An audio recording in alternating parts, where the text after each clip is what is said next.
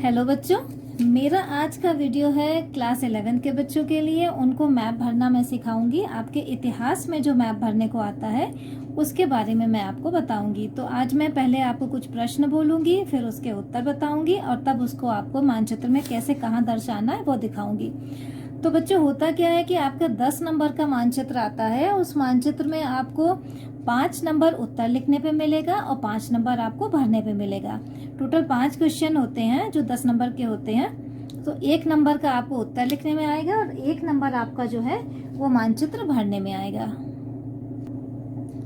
तो बच्चों चलिए देखते हैं। तो आपका ये जो मानचित्र है, इसमें जनरली जो भूभाग भरना है वो ये जो भूमध्य सागर है, भूमध्य सागर के चारों ओर, चाहे एशिया का भूभाग हो, चाहे यूरोप का भाग हो, चाहे अफ्रीका का भाग हो, यही आपको भरने को आएगा। और जनरली एशिया वाला ये भूभाग, ये जो आपका अरब वाला कंट्री है, तो अरब साम्राज्य के बारे में ही आपको ज्यादा से ज्यादा मैप में पूछता है। तो सबसे पहले हम आपको बताएंगे जो मेसोपोटामिया की सभ्यता थी, वो जिन 2 नदियों के किनारे उनका विकास हुआ था वो थी दजला और फरात। दजला जिसे टिग्रिस कहते हैं, फरात यानी यूफ्रेट्स है। तो पहले मैं वो मैप दिखाऊंगी आपको कि ये जो आपका पहले पानी वाला भाग आप पहचान लीजिए। ये जो भाग है बच्चों, ये है भूमध्य सागर। ठीक है, यहाँ मैं लिख दे रही हूँ, ये है भूमध्य सागर। इसी भूमध्य सागर के आसपास के एरिया के बारे में बात करनी है। इसके बाद ये है बच्चों काला सागर। ठीक, इसके बाद ये जो डिजाइन दिख रहा है, ये थोड़ा सा एक छोटे से किसी कीड़े की तरह डिजाइन है, ये है कैस्पियन सागर। इसी के आसपास का एरिया आपको जो है उसमें भरने को आएगा, कैस्पियन सागर। ठीक, फिर ये आपका भारत है। भारत को आप पहचान रहे हैं, भारत से व्यापार होता था। ओके, अब ये जो है भारत है, भारत के बगल में ये है आपका अरब सागर, यहाँ नीचे है हिंद महासागर। जनरली ये पूछता नहीं है आपको, यही आसपास के एरिया पूछेगा। फिर भी मैं आपको बता दे रही हूँ, ये है आपका फारस की खाड़ी। ये जो पानी वाला भाग यहाँ अंदर तक गया है, इसको कहते हैं फारस की खाड़ी। यहाँ मैं लिख दे रही हूँ फारस की खाड़ी। ठीक, अब इसके बाद ये वाला भूभाग जो है, ये है लाल सागर। ये है लाल सागर, ये आपका अरब है। इसमें ये जो डिजाइन बना हुआ है, ये आपका जनरली इसका बड़ा वाला भूभाग है, ये अरब है। तो ये भारत हुआ। भारत से यहाँ पे आपका पाकिस्तान, यहाँ अफगानिस्तान, ये ईरान, ये है इराक। तो जो दजला और फरात नदी है, तो ये जो काला सागर है, काला सागर के पास से यहाँ से लेके पहले ये नीचे वाला जो भाग है, ये यूफ्रेट्स है यानी फरात नदी। और ये ज्यादा गहरी है, ये मोटी। और ये जो है मेन नदी, यही आपकी फरात, यहीं पे है आपकी दजला नदी। ठीक है, ये दजला नदी, दोनों नदियां बह करके आकर के कहाँ गिर रही हैं? फारस की खाड़ी में। ठीक है, ये है आपकी फरात नदी और ये है आपके दजला। इधर वाली को कहते हैं दजला और ये है आपकी, इसको मैं यहाँ लिख दूं, फरात नदी। ठीक है, अब क्या करना है आपको, और इसमें क्या भरने को आ सकता है? आपको मैंने पानी वाले भूभाग के बारे में बता दिया। अब बच्चों, ये अरब कंट्री है, तो इसमें जैसे पूछता कैसे है, वो पूछेगा वो 2 नदियों का, उन नदियों को दर्शाइए मानचित्र में जहां पर मेसोपोटामिया की सभ्यता का विकास हुआ था। तो प्रश्न आपको पता है बच्चों कि मेसोपोटामिया की सभ्यता का विकास दजला और फरात दोनों नदियों के बीच में हुआ था, क्योंकि मेसोपोटामिया ये दोनों जो है नदियों के बीच का भाग को ही कहते हैं। तो ये जो आपका हो गया दजला और फरात नदी। ठीक, इसके बाद पूछता है आपका कि वह नगर जिसे मुवाइयों ने जो है अपनी राजधानी बनाई थी। तो हम आते यहाँ पर आपका जो सीरिया है, सीरिया के पास ही यहाँ नीचे दमिश्क है आपका। तो मुआवियों ने जो अपनी राजधानी बनाई थी, किसको बनाई थी? दमिश्क को। तो ये है आपका दमिश्क। बच्चों यहाँ पे जगह नहीं होता, इसलिए लाइन खींच के इसको हम दूर लिख रहे हैं। इसके बाद वह नगर जो 1370 ईस्वी में तैमूर की राजधानी थी, वो थी समरकंद। तो समरकंद आपका ये अफगानिस्तान के पास है, यहाँ पर। तो आप यहाँ से थोड़ा दूर लेके चलेंगे, ये जो मैंने दजला लिखा है ना, ये यहाँ पे भूभाग, ये अब एक बार इसको मैं दजला हटा दूं, ये दजला मैं यहाँ लिख देती हूँ बच्चों, ठीक है। अब यहाँ पर आपका ये जो भूभाग है ये है आपका समरकंद, ठीक है। लाइन खींच के मैंने यहाँ पे लिखा समरकंद। ये आप यहाँ से चलेंगे पाकिस्तान अफगानिस्तान होते, यहाँ पर है आपका समरकंद, ठीक। जिसे जो 1370 में तैमूर की राजधानी थी ये समरकंद। अब आते हैं वहनगर, जहाँ राजा हम्बुराबी जो है, राजा हम्बुराबी जहाँ का था, तो हम्बुराबी कहाँ का राजा था? बेबीलोन का। बेबीलोन कहाँ है? ये दोनों नदियों के बीच में जो आपका असीरियन, सुमेरियन, बेबीलोनियन सभ्यता का विकास हुआ था, तो ये बीच में जो भूभाग है ये है आपका बेबीलोन, ठीक है। इन्हीं दोनों नदियों के बीच में उस सभ्यता का विकास हुआ था, तो इसको लाइन खींच के मैं यहाँ लिख दे रही हूँ बेबीलोन। ये डिजाइन आप पहचानिएगा बच्चों, ठीक है। ये संसार का मानचित्र आपको मिलेगा, आपको उसी में भरना है। तो ये हो गया दोनों नदियों के बीच का। अगर आप पहले नदी बना लेंगे तो आपको ज्यादा आसान होगा मैप भरने में। तो बेबीलोन हो गया। इसके बाद पूछ रहा है वहां वह स्थान जहां जिम्री-लिम का राजमहल था। जिम्री-लिम का राजमहल मारी में था। मारी जो है ये आपके फरात नदी यूफ्रेट्स के इधर थी, उसके बाएं किनारे पर। ये है आपका मारी, ठीक है, मारी हो गया। अब इसके बाद आपका अगला आता है वह नगर जिसे रोमन साम्राज्य का बाइजेंटाइन कहा जाता है। अब रोमन साम्राज्य का बाइजेंटाइन कहा जाता है वो है आपका, अब मैं बच्चों दूसरा मैप लेती हूँ क्योंकि इसमें आपको कंफ्यूजन होगा। दूसरा मैप लेकर के मैं इसमें आपको दिखाती हूँ। ये मैप देखिए आपको इसमें अंदाजा है, ये भूमध्य सागर है, ये काला सागर है, दूर लिखती हूँ काला सागर, ठीक है, ये कैस्पियन सागर है।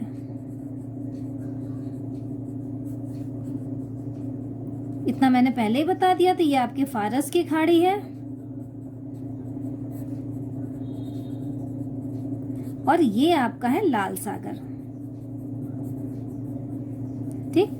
ये आपका भूमध्य सागर है, दूर लिखूंगी तो आपको मैप समझने में ज्यादा आसान होगा, ठीक है। अब आते हैं यहाँ पे आपको दिखाना है वह नगर जिसे रोमन साम्राज्य का बाइजेंटाइन कहा जाता है, यानी कि उसका आंसर होगा कुस्तुनतुनिया। अब कुस्तुनतुनिया ये भाग आप देख रहे हैं, ये जो एशिया वाला भूभाग है, यहाँ पर यूरोप से जहाँ मिला हुआ है, ये जो काला सागर है, काला सागर के पास जहाँ पे मिला है ये पॉइंट है आपका कुस्तुनतुनिया। यही जो है पॉइंट आप ध्यान दीजिएगा बच्चों, यही है आपका कुस्तुनतुनिया। तो ये बच्चों आपका हो गया कुस्तुनतुनिया, ठीक है। ये जो यहाँ पर है जहाँ काला सागर आपका है, काला सागर और ये भूमध्य सागर, इन दोनों के बीच में जो भूभाग मिला हुआ है, जरा सा यहाँ पे है स्पेस, यहीं पे आप यूरोपीय वाले भूभाग पे आप कुस्तुनतुनिया को दिखाएंगे। फिर आता है वह स्थान जहाँ सर्वप्रथम कीलाकार लिपि का प्रयोग हुआ। तो कीलाकार लिपि का प्रयोग आपका हुआ था सुमेर में।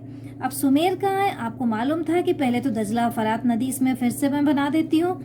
तो दजला और आपका फरात ये यहाँ से शुरू है, ये ऐसे होते हुए फारस की खाड़ी में आके गिरती हैं दोनों नदियां, ठीक है। इसी के बीच में बेबीलोनियन सभ्यता का भी विकास हुआ था, आपका सुमेरियन सभ्यता का भी विकास हुआ था। तो ये है आपका सुमेर, इसको आप दिखा देंगे यहाँ पे लिख दीजिए सुमेर, ठीक है। यह हो गया आपका सुमेर। तो ये आपका, इसके बाद हम चलते हैं वह नगर जो इटली के मध्य टाइबर नदी के मध्य स्थित था। अब आपका इटली ये है, ये जो पतला भूभाग यहाँ पर गया हुआ ये इटली है। इसी इटली में टाइबर नदी के बीच में जो है आपका रोम जो है बसा हुआ, ये है आपका रोम, ठीक, आपका रोम हो गया। इसी को कहते हैं वह स्थान जहाँ, एक क्वेश्चन और इस पे बनता है कि वह स्थान जहाँ सेंट पीटर का गिरजाघर है। तो सेंट पीटर का गिरजाघर आपका रोम में है, ये भी प्रश्न आपको आता है। अब इसके बाद वह स्थान जिसे अब्बासी खलीफा अल मसूर ने 762 ईस्वी में बगदाद 762 ईस्वी में बसाया था, वो है आपका बगदाद, ठीक। बगदाद जो आपका दजला नदी के किनारे बसा हुआ है, तो ये हो गया आपका बगदाद, जो कि इराक की राजधानी भी है। इराक यहीं पे है बच्चों, ये आपका हो गया बगदाद, जिसे जो है अब्बासी खलीफा अल मसूर ने 762 ईस्वी में बसाया था। अच्छा, इसके बाद पूछ रहा ईरान की राजधानी कहाँ है? तो ईरान की राजधानी आपकी यहाँ पर है, ये हो गया तेहरान, जिसको कहते हैं ईरान की राजधानी तेहरान, ठीक। तो ये कुछ क्वेश्चन है जो आपके एग्जाम में आते हैं, और आप इतना पढ़ लेंगे बच्चों तो आपको आराम से मैप भरने को आ जाएगा। ये फारस की खाड़ी हो गया, ये आपका लाल सागर हो गया, ये भूमध्य सागर हो गया, ये काला सागर हो गया, और ये कैस्पियन सागर हो गया। आप पानी वाले भूभाग को अगर डिजाइन उसकी पहचान लेंगे तो आपको भरना मैप आसान हो जाएगा। ये आपकी टिग्रिस यानी दजला नदी, ये यूफ्रेट्स यानी फरात नदी, दोनों ऊपर से बह करके आती है, फारस की खाड़ी में गिर जाती हैं। इसी फारस की खाड़ी और लाल सागर से जो है व्यापार होता था। यहाँ पे वेनिस और ये यहाँ पे जिनेवा, ये दोनों जगह जो है व्यापारिक मुख्य केंद्र थे, यहाँ पे व्यापार होता था। इसके बाद ये आपका कुस्तुनतुनिया हो गया, जिसके बारे में आपने पढ़ा था 1453 ईस्वी में कुस्तुनतुनिया पर तुर्कों ने अधिकार कर लिया अपना। तो तुर्कों ने क्या किया, रास्ते को बंद कर दिया, तो यहाँ व्यापार करना उनके लिए मुश्किल हो गया था। तब जो है वास्को डी गामा ने यहाँ नीचे से आके भारत तक आने का नया व्यापारिक मार्ग की उसने खोज की थी। इसके बाद इराक की राजधानी बगदाद, जो आपने पढ़ा था कि इसको जो अब्बासी खलीफा जो है उसने अल मसूद ने बसाया था बगदाद। फिर सुमेरियन सभ्यता आपका सुमेर है, जहाँ पे कीलाकार यानी क्यूनिफॉर्म लिपि जो होती है सबसे पहले यहीं पे जो है उसका प्रयोग किया गया था। ये ईरान की राजधानी तेहरान है। इसके अलावा एक आता है सबसे महत्वपूर्ण, तो मैंने छोड़ दिया बच्चों, वो है ईसाइयों का प्रमुख धार्मिक स्थल, वो है आपका यरूशलेम। ये जो भूमध्य सागर का समुद्री किनारा लेकर के ये है आपका यरूशलेम। ठीक, इसके बाद आते हैं और ये जो इस्लाम धर्म के, इस्लाम जो मुसलमानों का धार्मिक स्थल क्या है, यहाँ पे है मक्का। ये जो समुद्री किनारा है ये मक्का, और इसके ऊपर है यहाँ पर मदीना। तो मदीना वह स्थान है जहाँ पे मोहम्मद साहब 622 ईस्वी में गए थे, और मक्का वो स्थान है जहाँ पर मोहम्मद साहब का जन्म हुआ था। तो मोहम्मद साहब का जन्म हुआ था मक्का में, जो समुद्री किनारा है। मदीना थोड़ा सा उसके ऊपर जो है अंदर, ये अंदर को लेकर के है। 622 ईस्वी में लोगों के विरोध के कारण मोहम्मद साहब मक्का छोड़कर मदीना चले गए थे।